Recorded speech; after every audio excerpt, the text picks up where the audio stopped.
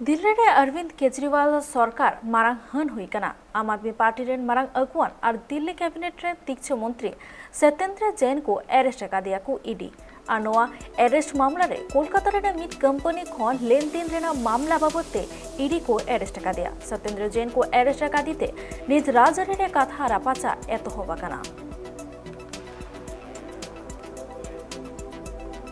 सवाल करना चाहता हूं कि क्या आम आदमी पार्टी के मंत्री हैं ईमानदार? केजरीवाल सरकार के मंत्री हैं ईमानदार? क्यों कर रहे थे हवाला कारोबार? और सबसे बड़ा सवाल है कि केजरीवाल सरकार के कैबिनेट मिनिस्टर को हवाला कारोबार करने का ये मास्टरमाइंड कौन है? कौन है जो इनको सह दे रहा था?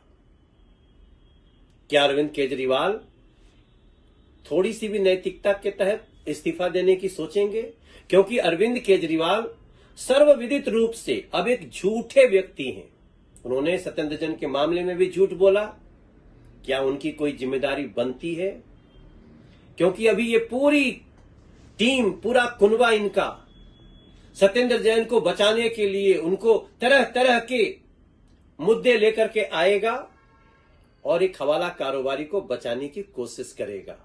7 बार कभी ईडी को उनकी गिरफ्तारी की जरूरत महसूस नहीं हुई, कभी उनकी गिरफ्तारी नहीं की गई।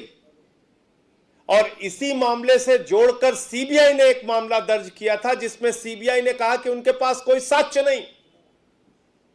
सत्येंद्र जैन को क्लीन चिट दिया, लेकिन जैसे ही सत्येंद्र जैन हिमाचल प्रदेश के इंचार्ज बनाए जाते हैं, वैसे ही भारतीय जनता पार्टी के पेट में दर्द शुरू हो जाता है।